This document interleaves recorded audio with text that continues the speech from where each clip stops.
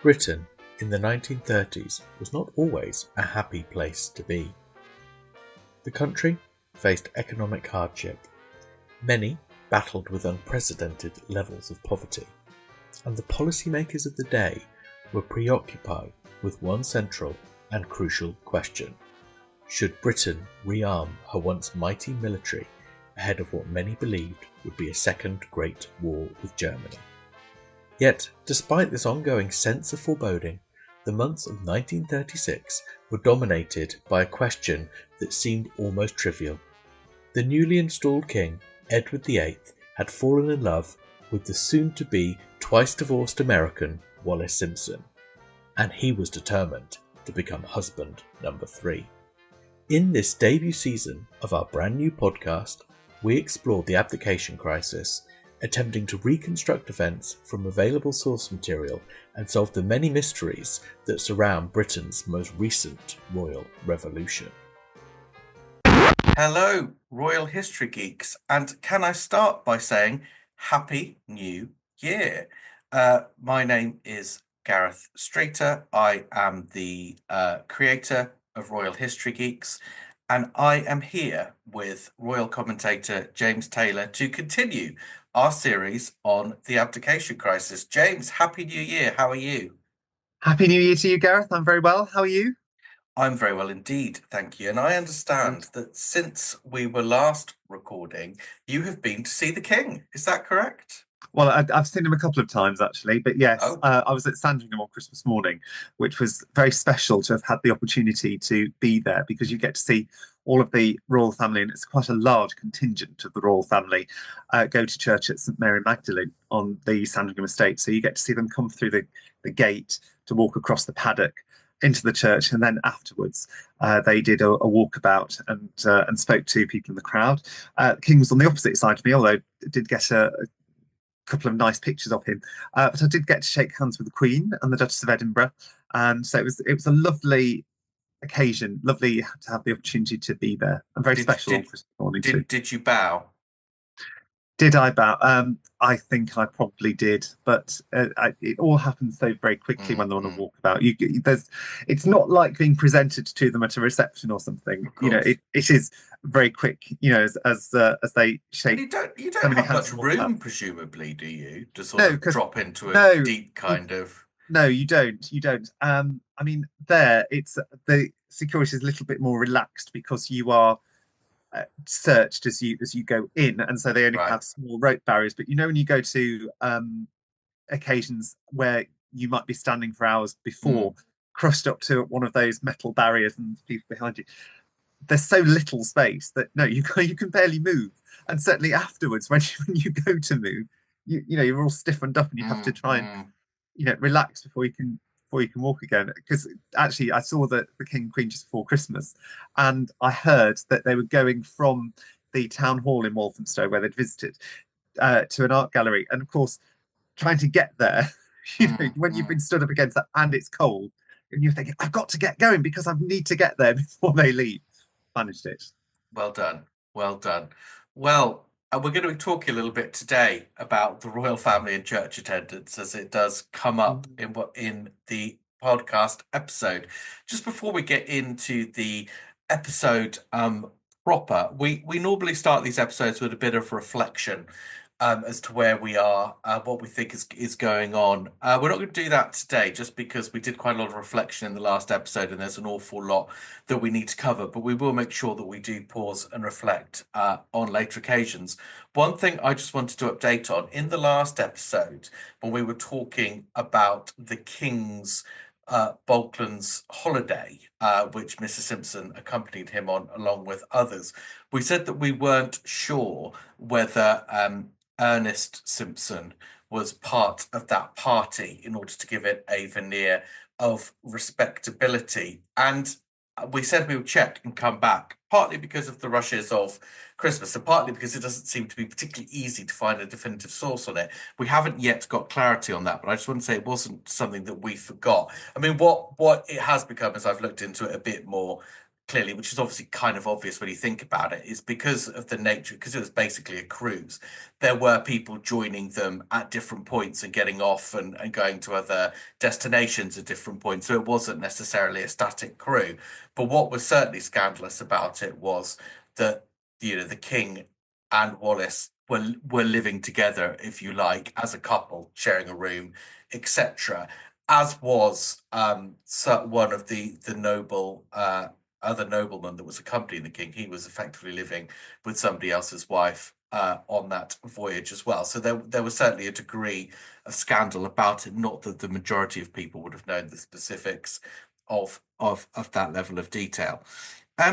But last week we ended by talking about how throughout 1936 there'd been among the ruling class a concern growing about the king, his relationship with Mrs. Simpson, the fact she was gradually being brought more and more in to the realms of public life in one way or another, the growing concern and media attention that existed outside of the United Kingdom, but was probably seeping through to people in the UK, fueled in part by the Baldwin's holiday, which gave some rather sensational, not sensational by today's standards, but sensational by the standards of 1936 photography.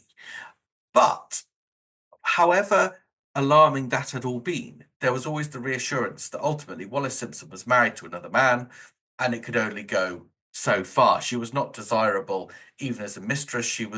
There were very strong concerns that she was a national security risk, but ultimately she was not in a position to marry the king. We get to October of that year. Mrs. Simpson files for divorce. There's a date for the divorce hearing toward the end of October, and the Prime Minister, Stanley Baldwin, asks to see the king about it. It would not be in this first meeting that they have a discussion about the king marrying Wallis or a discussion about the king abdicating to do so. But it is significant because it is the first occasion where the relationship between Edward and Wallis was acknowledged as an official matter of government business that the king needed to raise with the Prime Minister. So just before we dive into that, I spoke a few weeks ago to Adrian Phillips, who's written several books about the abdication crisis, to get a bit more of background on Stanley Baldwin, who he was, what his political priorities were, and to an extent what was affecting him in the abdication crisis. So now, through the joys of time travel, we will go back to that interview and then return here once it's done.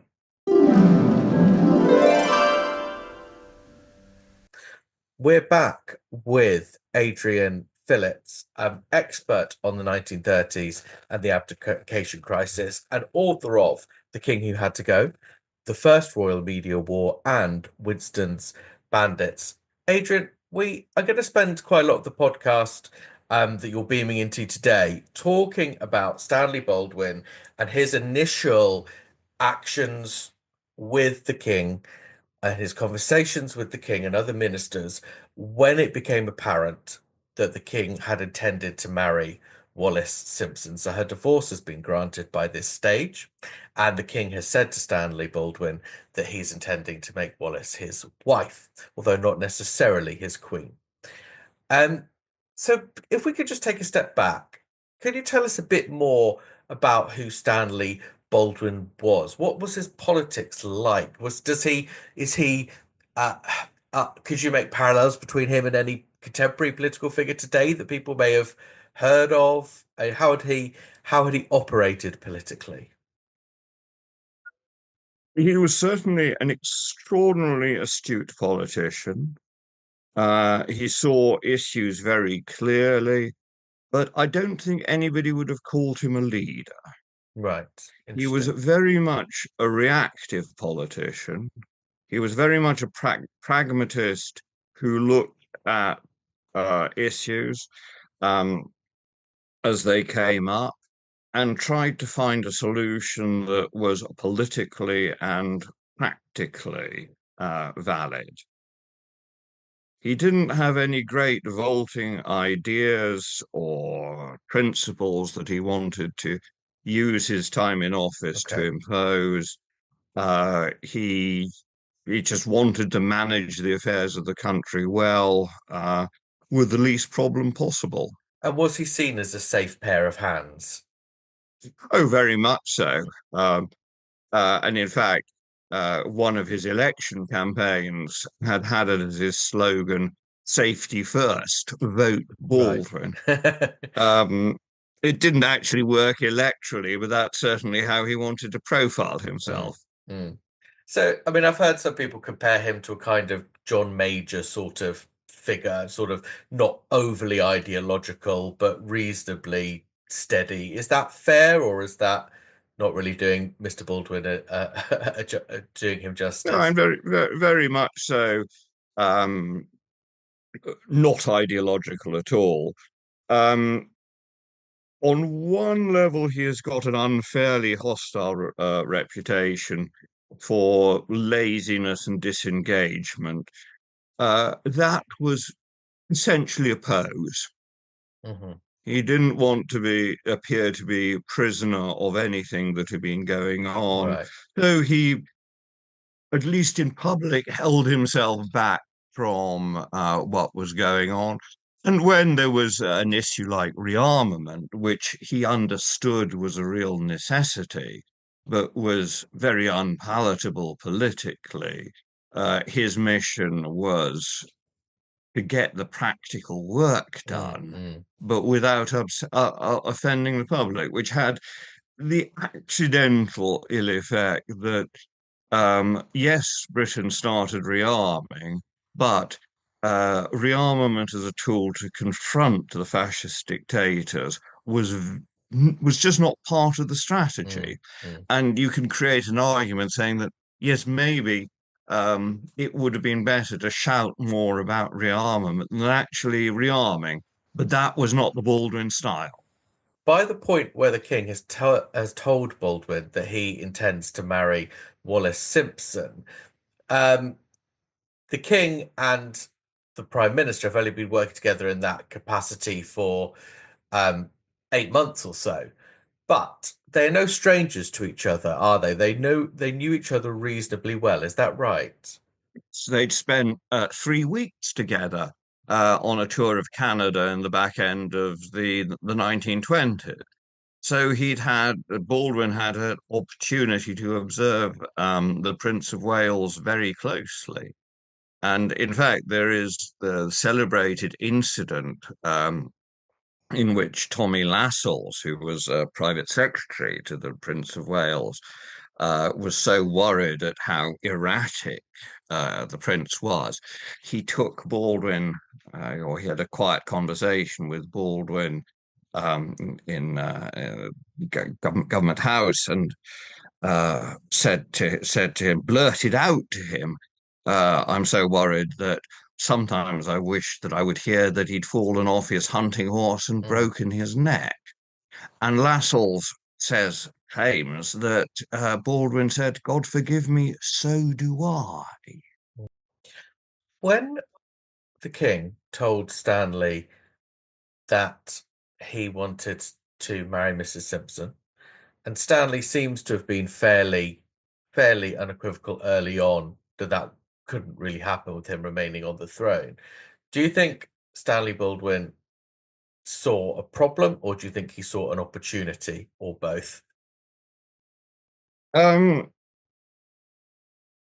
One very intriguing possible interpretation of Baldwin's actions goes right back to the beginning of the summer of 1936, when Baldwin pleads doctor's orders and takes himself out of circulation for 2 months.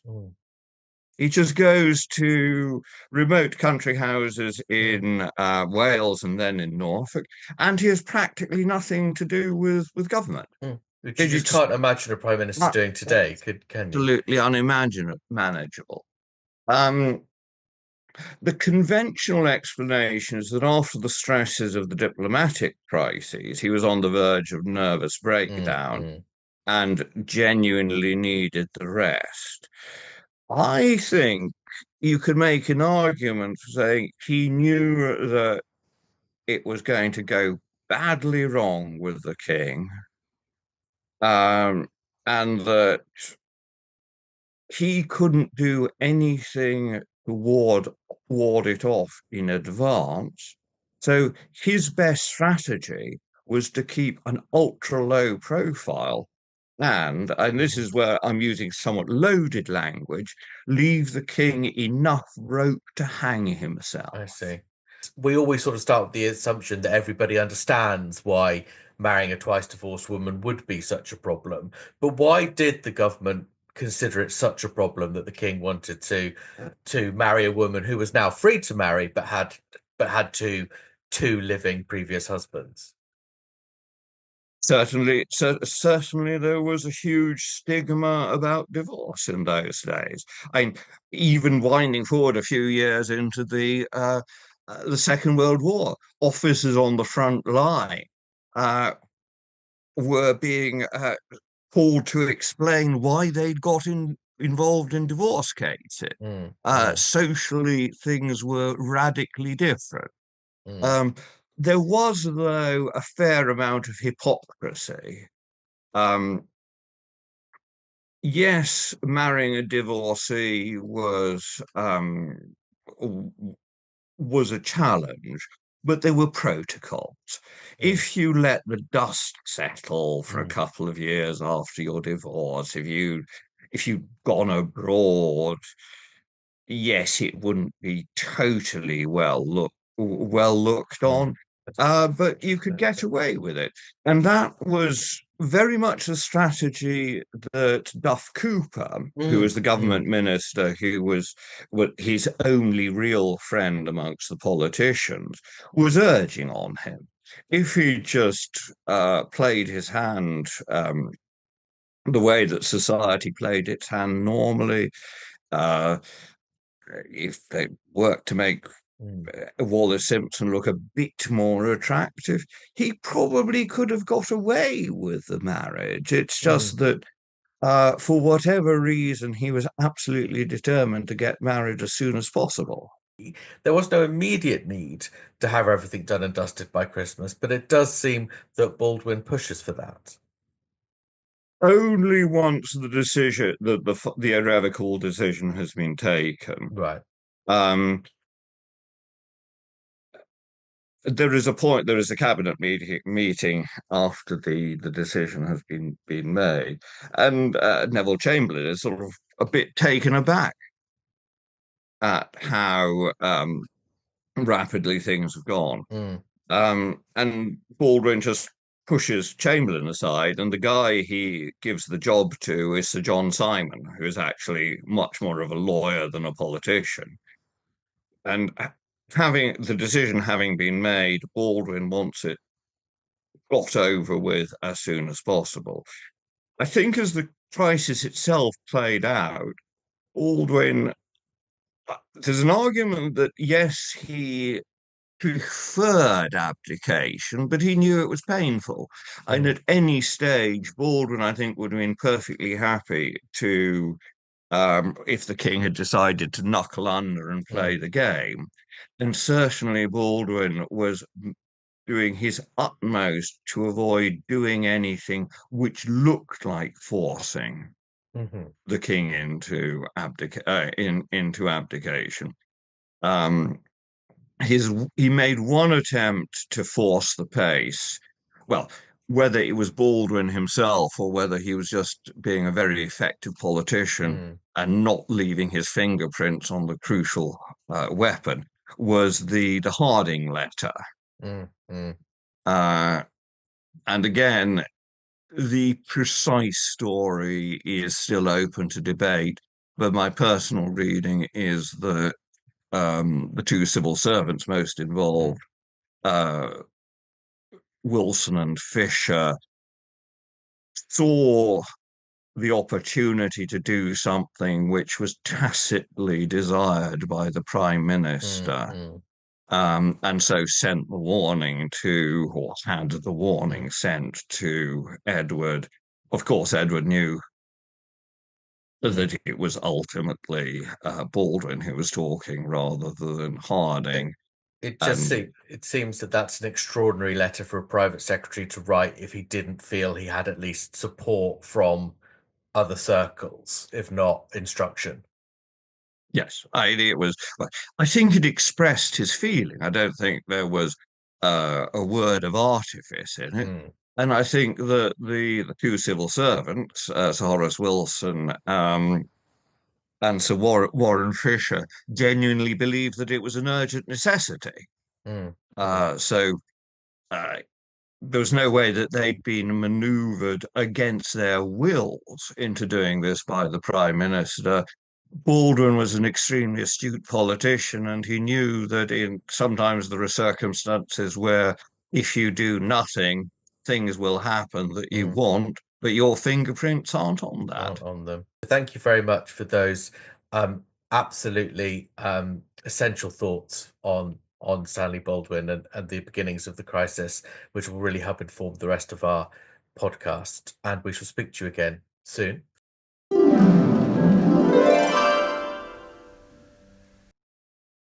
So we are now back to the present. It was great to hear Adrian's words. And I think what I particularly took from that was there's been a lot of discussion around whether the government used the abdication, whether the government used Edward and Wallis's relationship as an excuse to get rid of Edward, because for many reasons he was an undesirable king. And while I think there are certainly elements of politics that go beyond their relationship that affected things, it was pretty clear from what Adrian was saying that Baldwin did not go into this with a particular agenda, and probably his desired outcome would have been to see the king remain, at least initially. But let's go back to that meeting. James, you and I were talking last time we recorded, because we've had a break over Christmas, around Edward and his sense of duty. And we couldn't help but contrast that with the late Elizabeth II, Edward's niece, who literally on her deathbed received the outgoing Prime Minister at Balmoral and appointed the new Prime Minister, even though, as we now know, she was just days away from death. What I find again extraordinary about Edward's character is that when Stanley Baldwin asked to see him on the 18th of October, the first thing he does is mess him around. He makes it clear it's very inconvenient, and he ultimately puts him off till the Tuesday after, and he makes the Prime Minister travel to Fort Belvedere outside of London in order to have that conversation. And again, I couldn't help think, what a contrast between someone who on her deathbed, admittedly, yes, she made the outgoing and incoming Prime Minister go up to Balmoral because she physically couldn't travel, but she still honoured that duty. And the relationship in a constitutional monarchy between the monarch and the Prime Minister is so essential. And yet again, Edward isn't able to honour it. Did that strike you as well, or am I being unfair? No, that did strike me. And of course, I think we have to remember as well that with the late Queen and that final meeting was that it was originally scheduled to take place at Buckingham Palace, and it had been announced that the Queen was going to travel to London. And it was only the week before that they said, no, actually, it's going to be at Balmoral for Her Majesty's comfort. And certainly when I went to Balmoral and saw the inside, that was actually very emotional to be able to see in that room where that took place. And so, no, that did strike me too. I think as well, it's the difference in the personalities, isn't it? Because with Edward, we get the impression that he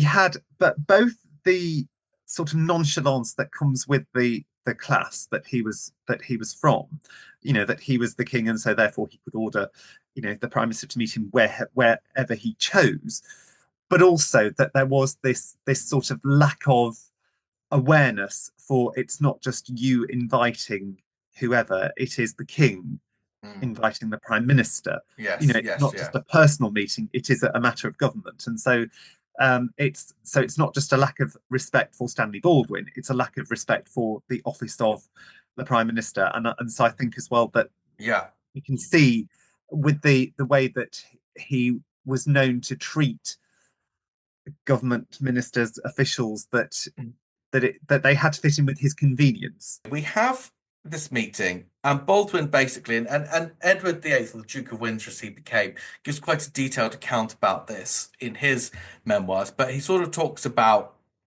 Baldwin dancing around the issue for some time, which I think is believable because these are difficult issues to raise, and ultimately talks to the king about the dangers of how people might perceive Wallis Simpson filing for divorce without explicitly saying, I know she's your girlfriend, and asks the king to intervene to get Wallis to withdraw her application, which the king refuses to do, effectively saying, almost, what's it got to do with me?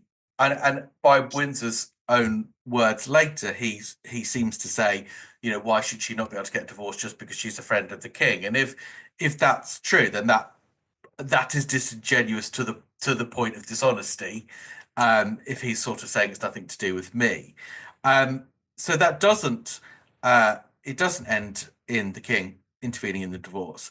It does seem to have initiated a conversation between the king and Lord Beaverbrook around this time about managing the media reaction to it. Lord Beaverbrook, we talked about it before, was the proprietor of the Daily Express, which was a huge media force back then. I mean, media in general, print media in general, was much bigger then than it is now. But even then, the Daily Express had a bigger share, I think, of the print media pie than it would today.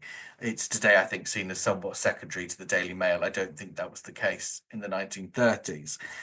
And Beaverbrook, who seems, from everything I've read, to come across as quite a sinister character, strikes a gentleman's agreement with the rest of the media not to go crazy about Wallis's divorce and not to report on the king and Wallis's relationship.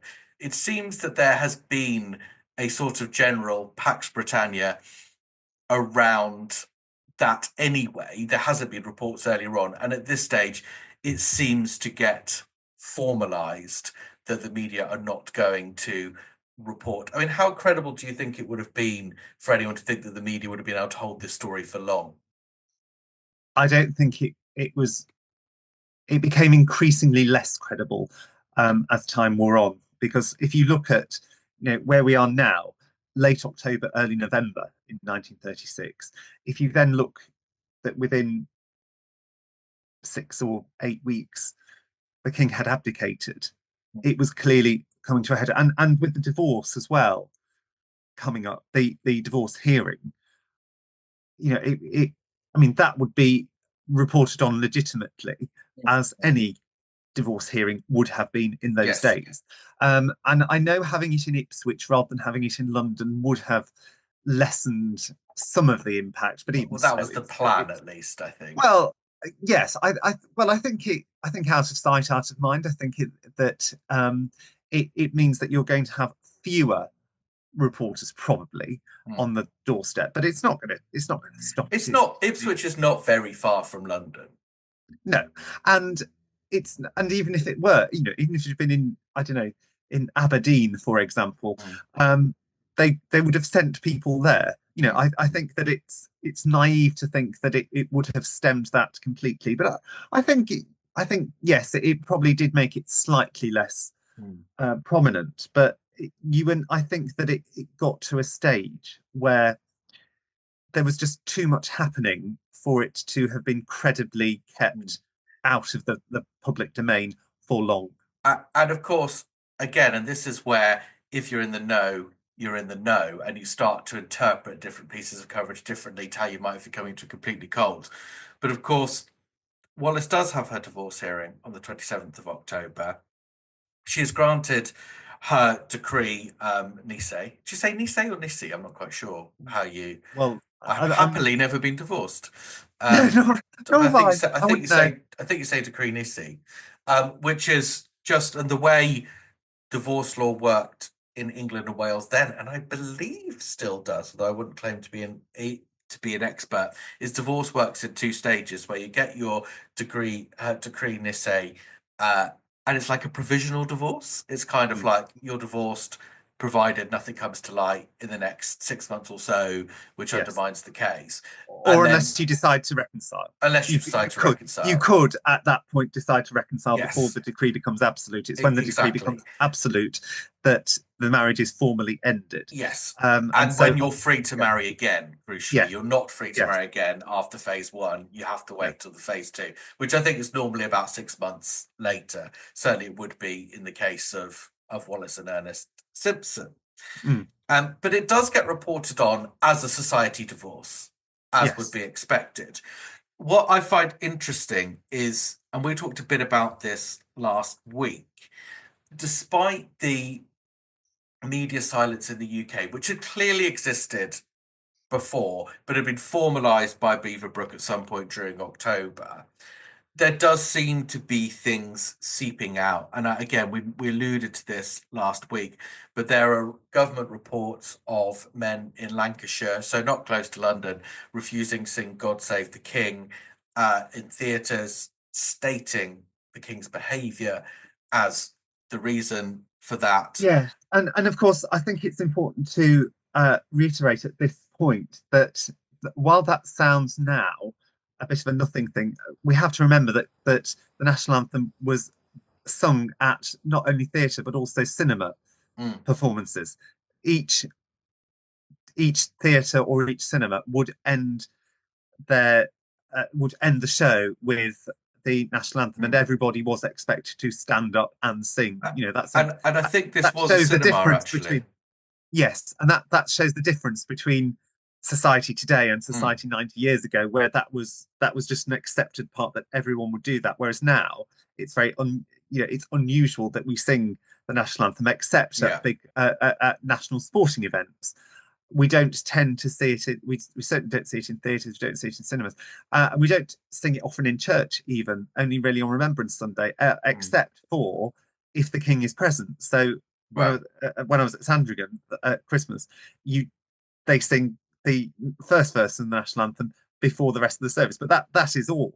But it's of course broadcast outside so people can join in. But then it would have, to not sing it would have been quite a statement, simply because it was such an accepted part of national life, whereas it's really not today. So that's where I think that it's important to note that. Yes, absolutely. So it's a bigger deal than it would be today. Absolutely. But it also, I think, is just a sign that the news is sort of seeping out to some people. And we talked last week about that. If you had overseas relatives, they might be writing to you to talk about it. If you had, as you're saying, your grandparents did, you had people who may have had relatives who were, say, working for people in high society, you may have been hearing things. So Wallis gets her divorce, her decree nisi, as we say. There's going to be some legal controversies around that, which we'll come back to later, but it's not necessarily as straightforward as Wallis and indeed Edward might like it to be. And business carries on as normal. There's clearly disquiet. The King's private secretary, Alec Harding, warns the Duke of York that he thinks abdication is possible. There is disquiet, but business carries on. On the 3rd of November, Edward opens Parliament, as he was the only time that he would open Parliament, not fully crowned because he hadn't been crowned.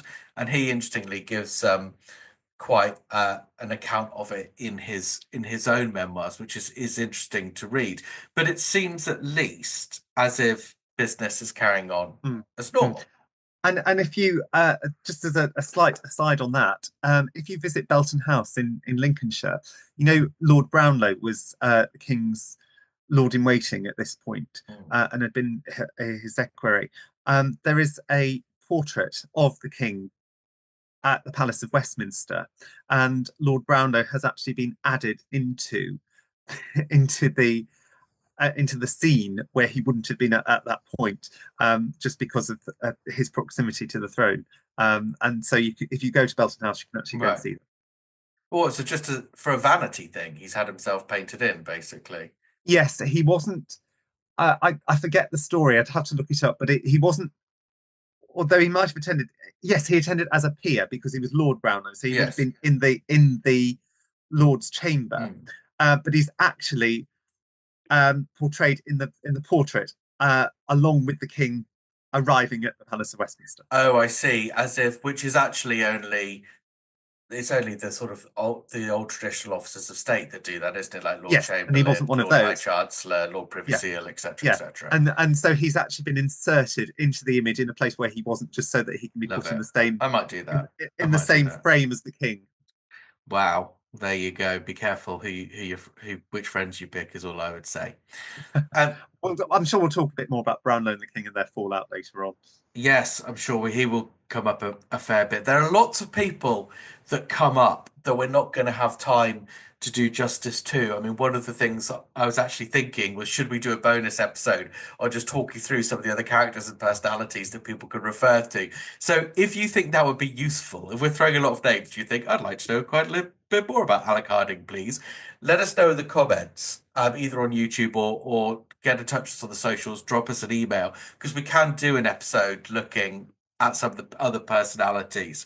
But I don't think it'll be everyone's cup of tea. But let me know if there's any appetite for it. And you know, even if we're talking about private section, about Lascelles as well, who had been close to him and then wasn't, and I think that would be quite interesting. Lascelles is a hugely interesting figure for the whole, really, of that era of the House of Windsor, isn't he? And he is certainly, sometimes these people slip below the radar, but they are worthy of study and scrutiny. And of course, he came out strongly against Princess Margaret and Peter Townsend later on.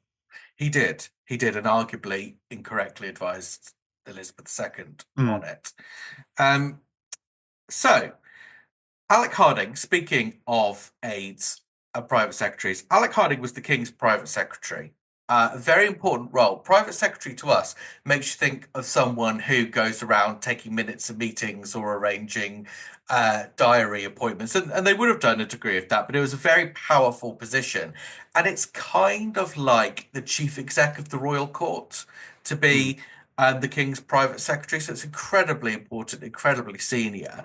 And constitutionally, it's very significant because you are the main point of liaison between the King and the government. So it's absolutely vital to the running, not just of the royal household, but to government in general.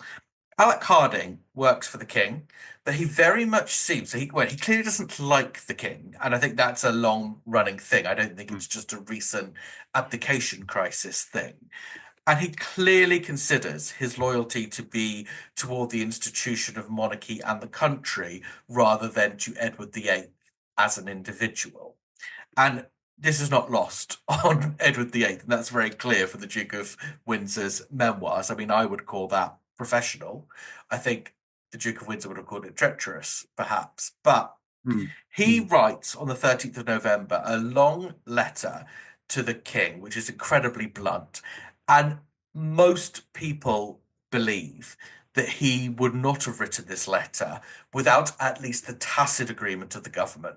So although this is a letter from Alec Harding to the King, it's probably also a letter from the Prime Minister to the King on the 13th of November, basically saying the silence in the British press on the subject of Your Majesty's friendship with Mrs Simpson is not going to be maintained forever.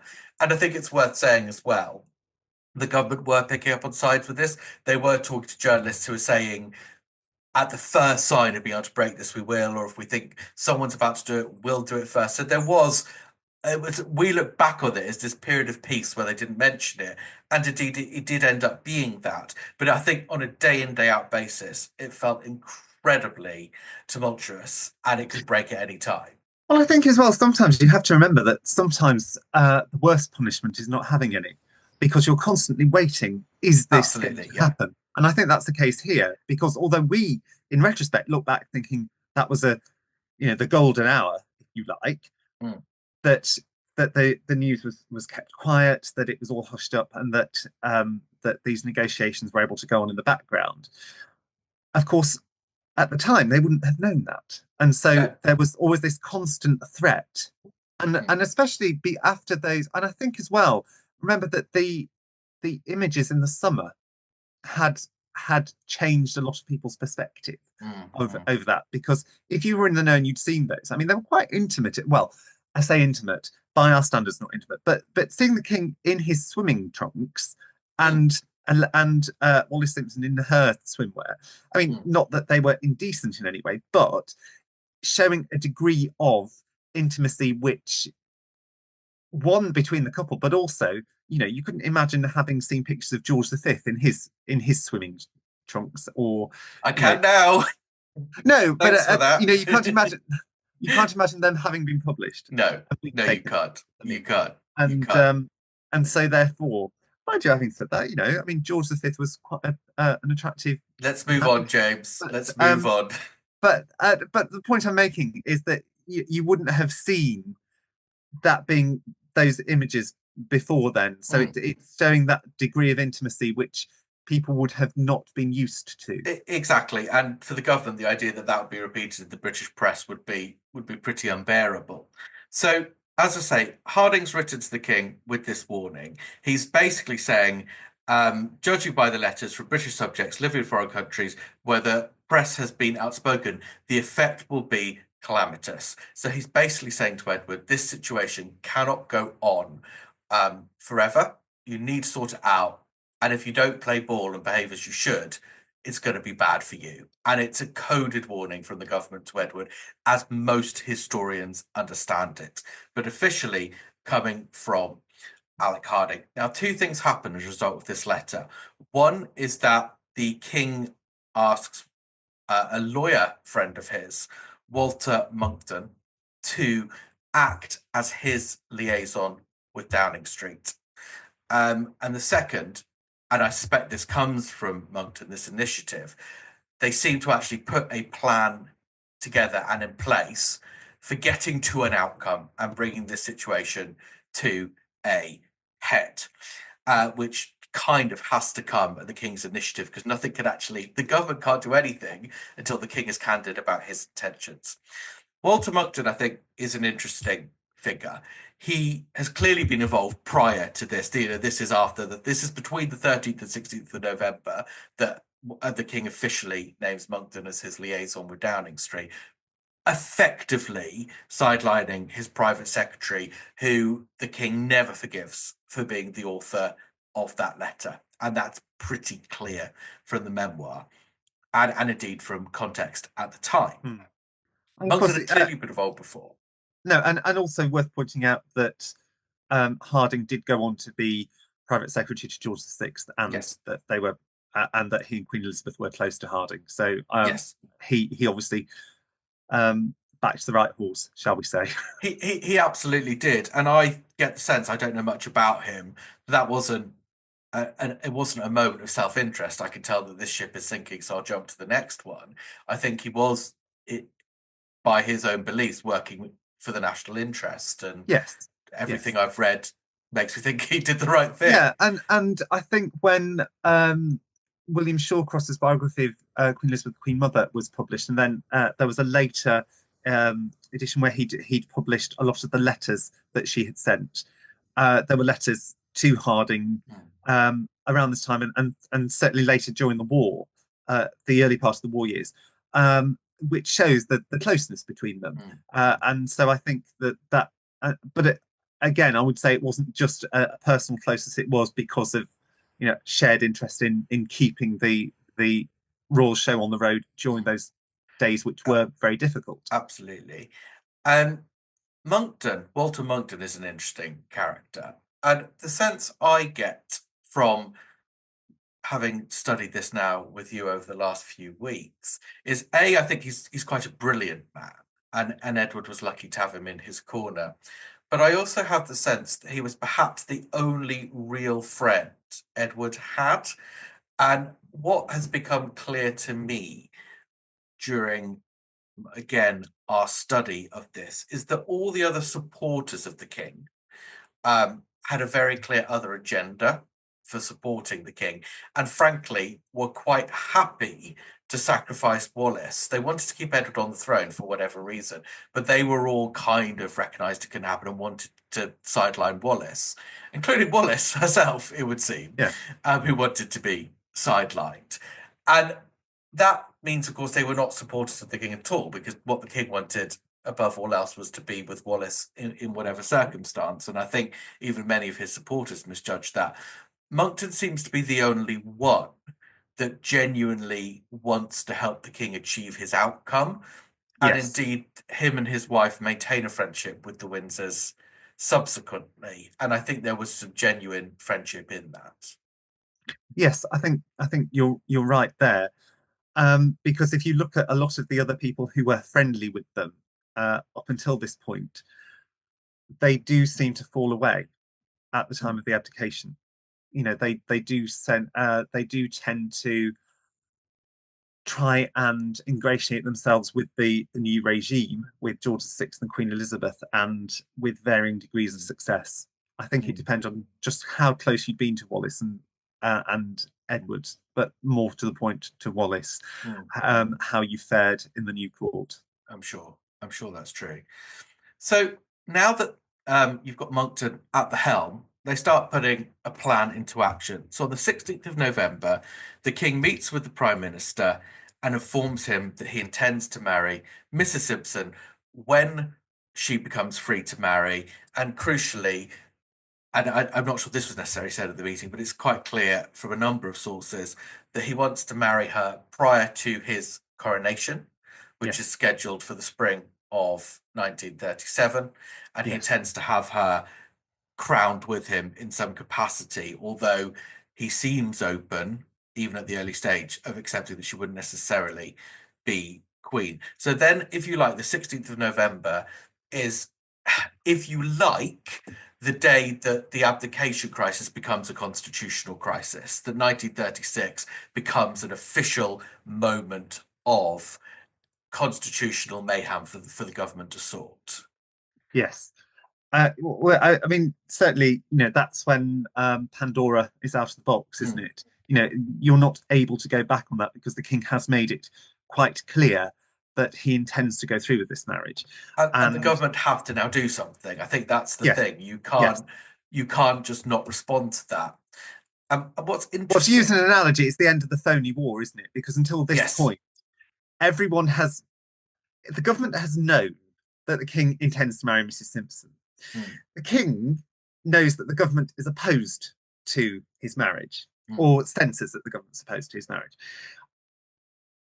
But I think crucially at this point, he's unsure of the public reaction. He's unsure of what that reaction will be. But until he formally declares it, neither party is able to act. The government can't officially advise him that he can't marry her until he says that he wants to. So this is the crucial moment, because it is him, him sailing his, him making it clear that this is what is going to happen, what he wants to happen, and also how implacable that he is that it happens. I also, sorry, go on. No, because he's not just in effect saying, "I would like to marry Mrs Simpson." It is far more strong. It's far stronger than that. It's, "I intend to marry Mrs Simpson." And this is what will happen. Absolutely. And I think the other part of the phony war, if you like, which I think is a really good way of looking at it, is the king seems to have been, or there seems to have been some ambiguity, at least in the king's mind, as to what his constitutional position was and to what power he could exercise. And he seems to have believed, and perhaps also given Wallis the impression, that if the king wanted it, it could happen, and that was the end of the discussion. Yes. And again, that's all entirely theoretical until it's brought to a head. And it could be that the government, I mean, we must remember, representative government is not new, but democracy in a fully fledged way is very new. It's 10 years old at this stage, not even 10 years old. It's 8 years old to all intents and purposes. So it's very new. And we can't necessarily assume everyone thought it would last forever. So there is a degree to which who's got the power here? Is it the king or the prime minister? And it's Schrodinger's cat, isn't it? Until you actually force it, you could think both. Yeah, but now the issue's going to be forced. Yes, and I suppose we ought to ask the question: do we think the government might have overreached themselves with their powers and their responsibilities in refusing the marriage because it hadn't been tested until that point? You know, the assumption is that if the government, and not only the government of the United Kingdom, but also the king's other dominions, were against the marriage, then it wouldn't take place. But you know, looking back at this, you know, 90 years on, had they overreached themselves? I think that's a fair question to ask. It is very interesting to discuss, as you said, what the constitutional setup was. But of course, the British Constitution is an ever-living, evolving, and organic thing. And to an extent, and someone mentioned this in some of our YouTube comments, you know, there's that famous quote, the British Constitution is what happens. And it seems that, and so often situations vindicate the Constitution rather than establish it. And it seems to me that the abdication crisis, as much as it is anything else, is the most recent reaffirmation of a constitutional monarchy under which the monarch must act on the advice of the Prime Minister. Very true. And I think as well, just to be fair to Baldwin, it was a very quickly evolving situation. So although he might be criticised as being a meanderer, I think that sometimes he may have had little option than to do that because he was being told different things by different people at different stages. And also, I think there is a question as to how open the king was initially about what his plans were. And so, therefore, the Prime Minister's advice would have to change depending on what he was asked, I think, to be fair. Absolutely. And the king had most certainly dissembled at the previous meeting. I think that's almost unarguable.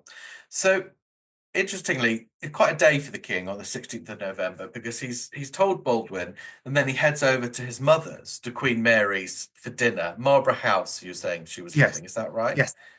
Queen Mary had moved back to Marlborough House in the couple of months preceding. Where is Marlborough House? Marlborough House is on the Mall. It's very close to Buckingham Palace. And so if you imagine where the Mall is, you have Buckingham Palace at the end by the Queen Victoria Memorial. And then to the right of it, if you're stood facing the palace, you have a very short distance Clarence House and St James's Palace, and Marlborough House is within the same, is opposite St James's Palace, and you walk down Marlborough Road to get to Piccadilly. So the king goes to see Queen Mary for dinner and he decides he's going to break the news. We are going to do a whole episode looking at charting the abdication crisis from the point of view of the rest of the royal family, because despite the insignificant effect it had on the royal family, other than the king, none of them are really significant players in the event itself. But it's worth pausing, I think, to talk about this dinner with Queen Mary, because she wasn't alone, was she, when the king got there? No, and I think that's something that the king was not altogether pleased about. His sister-in-law, Alice, Duchess of Gloucester, was there. And of course, the Gloucesters had only married, they'd only just celebrated their first wedding anniversary that month, actually. So she'd not been in the inner circle of the family for very long. I think that there's also a degree of antipathy between him and the Gloucesters, certainly later, although how much there was at this point and how much of it is seen in retrospect, I'm not entirely sure. They don't seem to have been close. To be fair, Prince Henry, the Duke of Gloucester, from what I can see, doesn't seem to have been particularly close to any of his brothers. No, I think that's true. And I think the one that he was closest to was George VI, certainly later. But no, I think you're right. He was never particularly close to any of them. But Edward gives the impression that Alice was some sort of gate crasher. I think that that's not entirely fair, because she was in fact staying with Queen Mary at this time. Prince Henry was still serving was still a serving officer in the army, and they were living at the Royal Pavilion in Aldershot. But when he was away, Alice was staying with Queen Mary with her mother-in-law, and so that's why she was there. She was, she was a guest in the house, and so therefore she would have been included at dinner. And the Princess Royal was there as well, wasn't she? Princess Royal was there as well, but she, yes, Princess Royal was also there. But the Princess Royal was included in a discussion with Queen Mary. But Edward asked Queen Mary to dismiss Alice and to ask her to leave the room while they had this private discussion. That's interesting.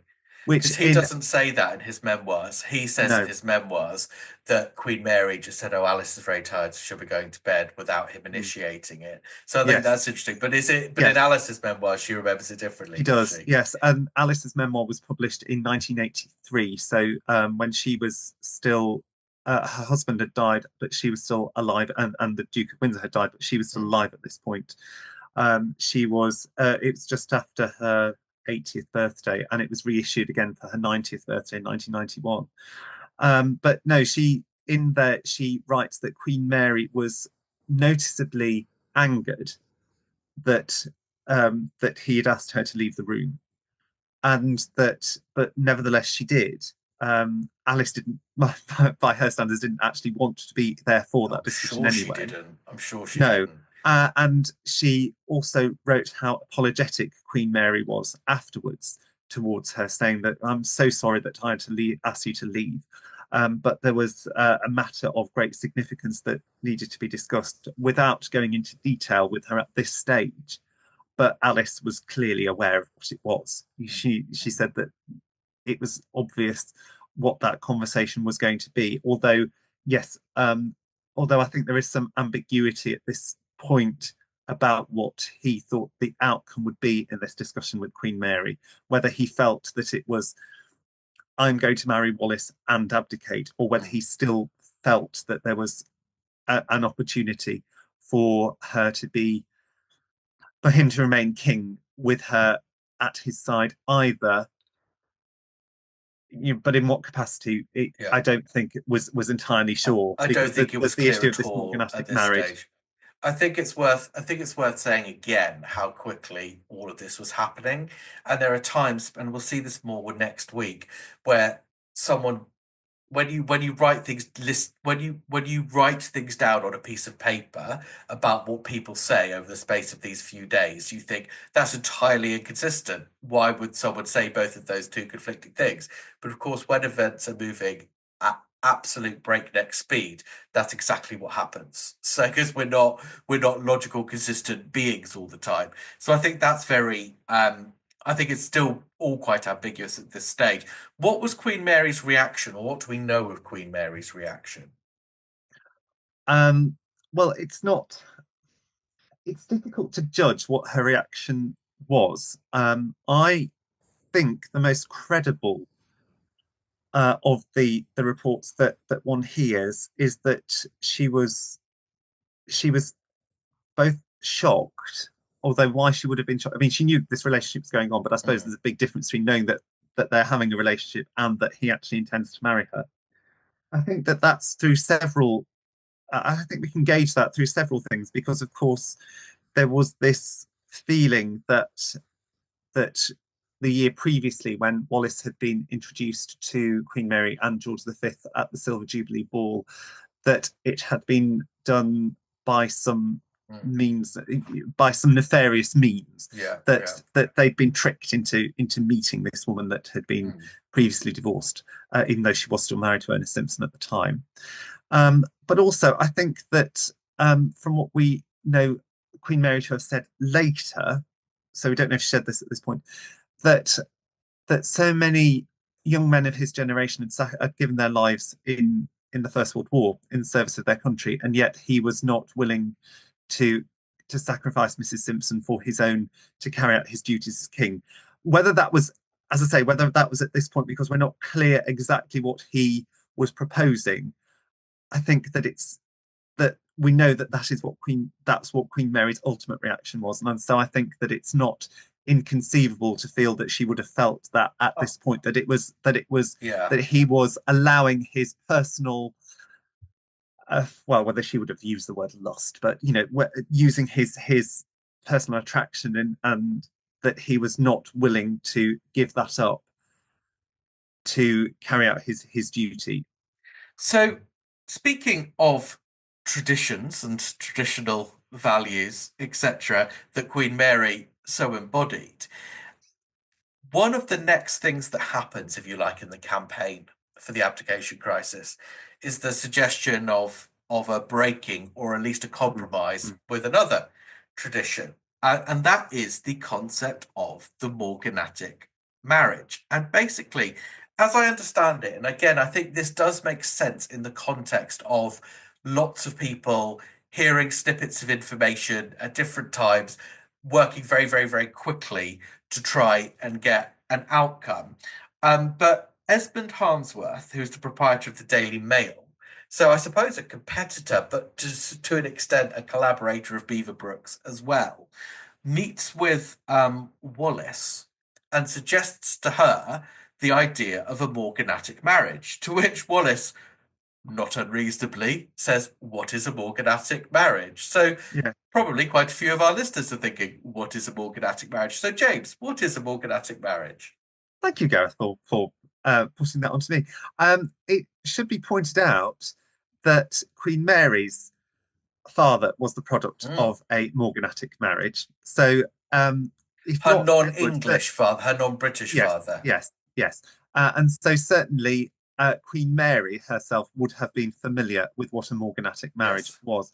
A morganatic marriage, in royal terms in this period, was someone who married someone who was seen as being unbecoming. I think is probably the way I would describe it, that they were not either of the right class, they were not of the right pedigree, they were not sufficiently royal, any of those terms that you might use. And so that they were not allowed to marry and have to share the title and to share all the benefits of that marriage.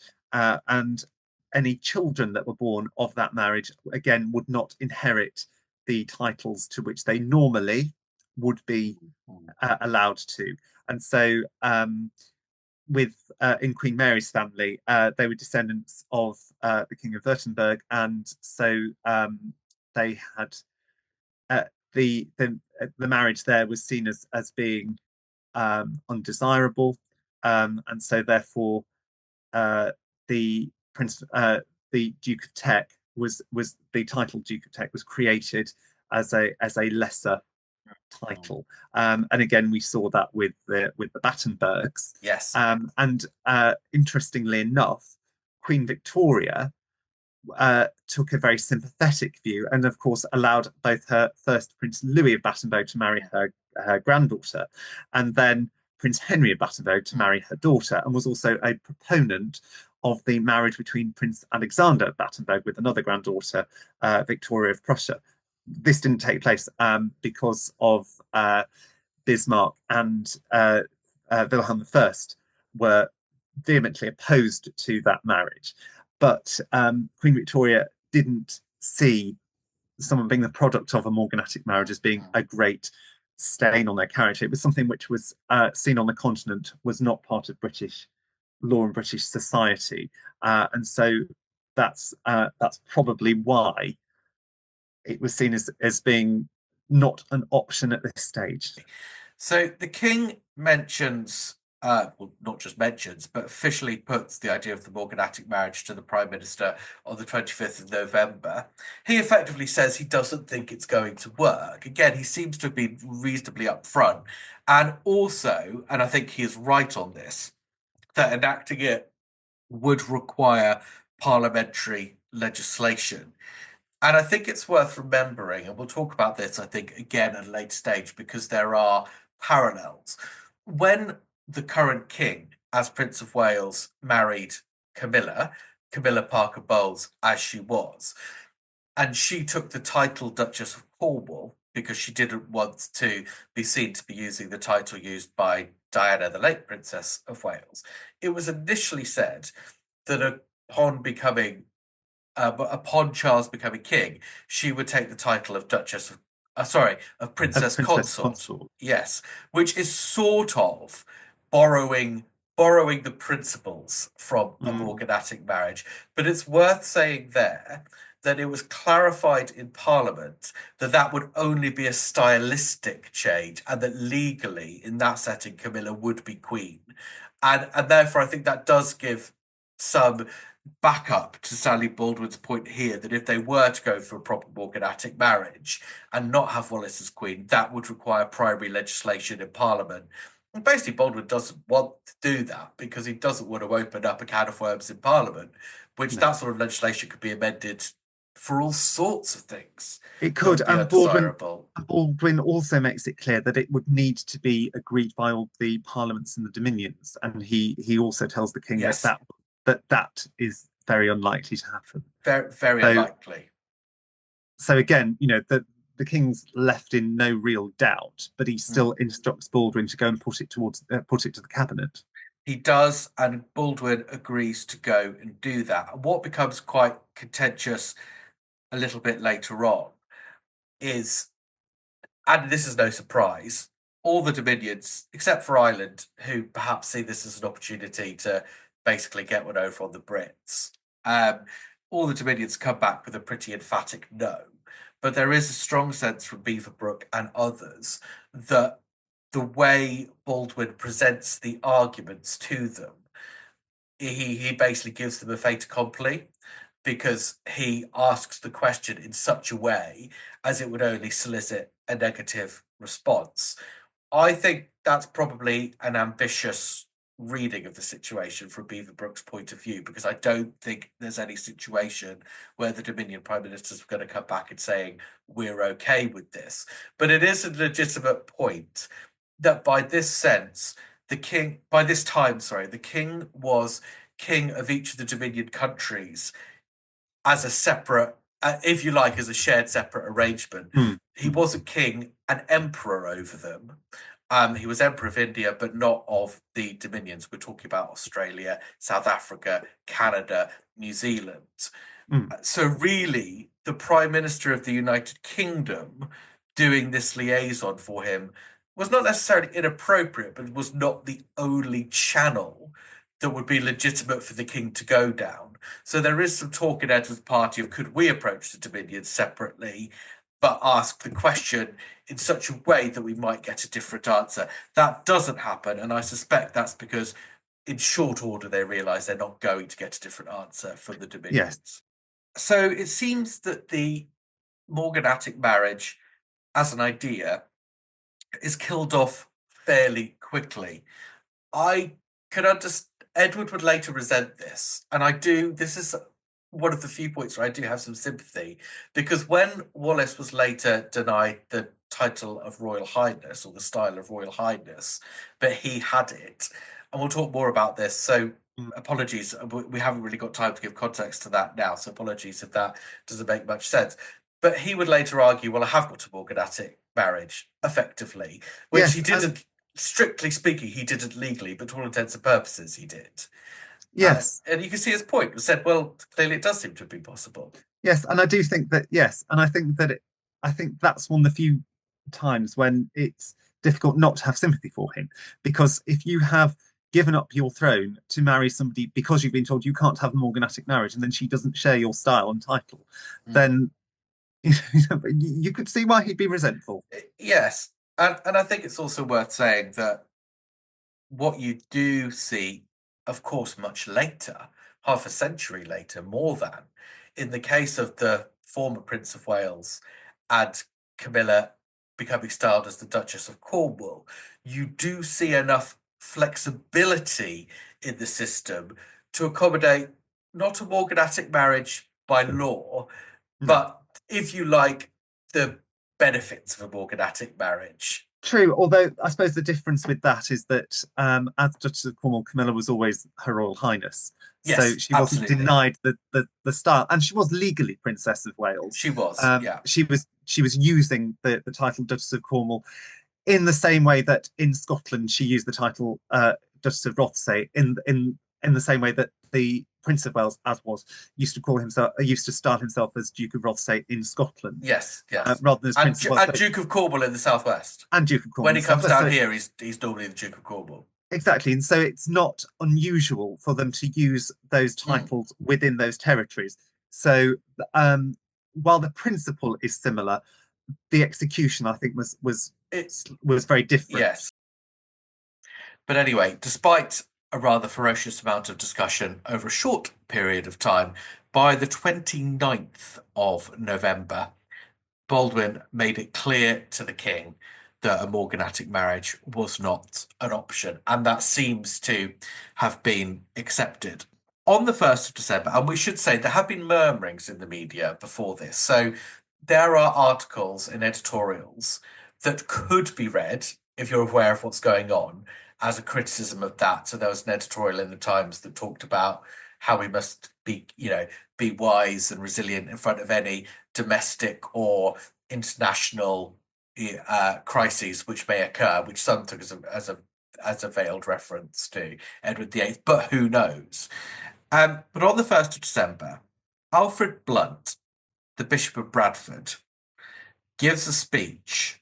And you might know more about the context as to why he was giving a speech, because you know more about the Church of England. Well, I think it was part of a sermon rather than was it a sermon rather than a speech? I believe it was. But yeah. It wasn't just to his local church, was it? It was at a conference of. Yes, it was. But so, and he basically decides to mention the king as an example of somebody who needed God's grace and hasn't sought God's grace as he might have. Yeah. And there are a number of ways you could take that. So I still believe it is entirely possible, because I've grown up around sermons. I know what's in a sermon. There is always a talk about how we need God's grace and how we must all seek it.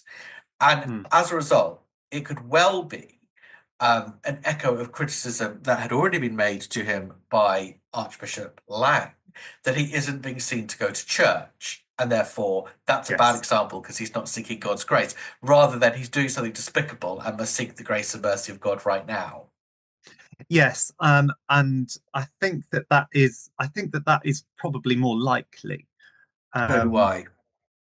And because there had been comment earlier in the year about the king not being a regular churchgoer, in the way that we do see the royal family go to church weekly these days. You know, it's very rare that the king doesn't attend church. I mean, I was at Sandringham the Sunday after Christmas, and we saw the king go to church there. We see him go to church every week at Balmoral in the summer. So I think that my reading of it is that was far more likely. But once he had made those comments, they were easily then interpreted as being comments about his potential marriage. So then all bets are off. So Fleet Street take this as, okay, if bishops are saying it from the pulpit or from wherever he was saying it, bishops are part of the establishment. That's a public utterance. This is now fair game. We're going to press with the story. And of course, it was first reported in the local newspaper. Yes.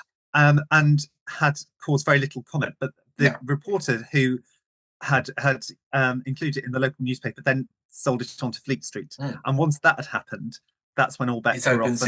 Open season. And I find that fascinating because I really do think, now, it's interesting, there's different theories about Alfred Blunt, this fairly obscure Bishop of Bradford. From what I can tell, nothing else in his CV suggests he's one of life's troublemakers, particularly. No.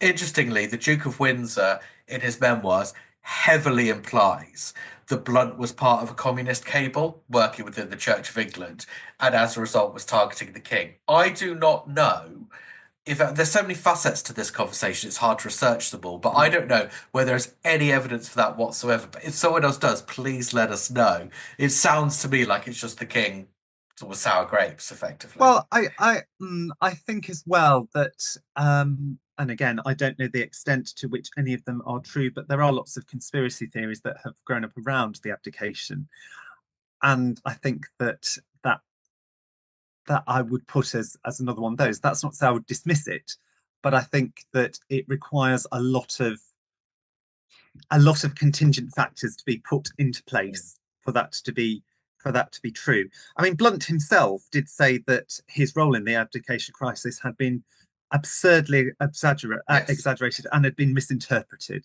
I'm so sure, I think, yeah, and you still have to remember that from his point of view, yes, he made those comments, and even if it had been intended to be about Wallis rather than about his non-attendance at church, it still needed, because he was quite an obscure figure.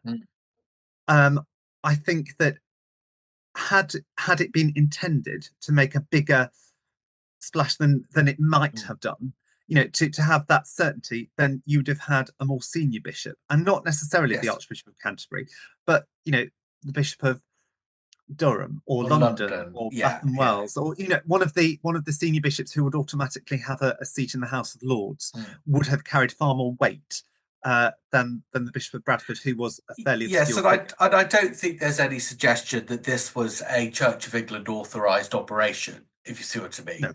I think it was his comments. But I think the fact the media were happy to jump on it fairly quickly as evidence that it was that all bets were off, then I think that shows just how fragile this agreement of silence was.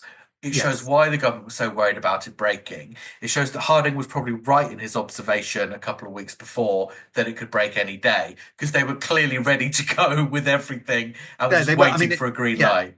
Yeah, I mean, it reminds me of the obituaries, that are prepared in the media, so that as soon as the announcement's made that someone has died, they're able to get the obituaries out straight away.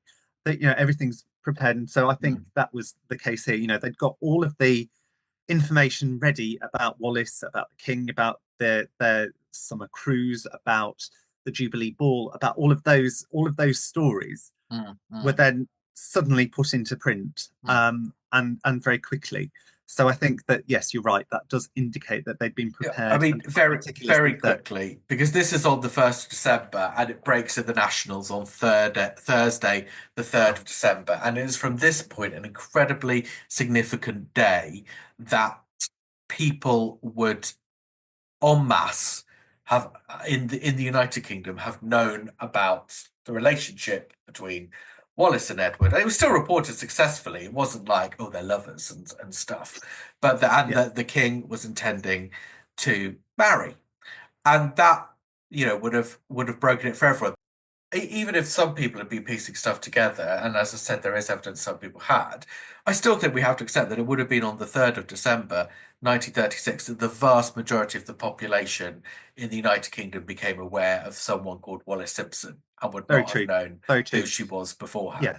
Because although we've said how people from all walks of life might have been interested, might have read society news and whatever, we still have to remember that the majority of people then, like today, would just have been getting on with their own lives and trying to earn a living and all of those things, and so it wouldn't have been at the forefront of their mind, even if they had heard some of the rumours. Yeah, absolutely. And so the story breaks. It's fair to say the coverage is mixed. Obviously, Beaverbrook and Harmsworth, so that brings in the Daily Express and the Daily Mail, which are the sort of lower middle class to working class papers.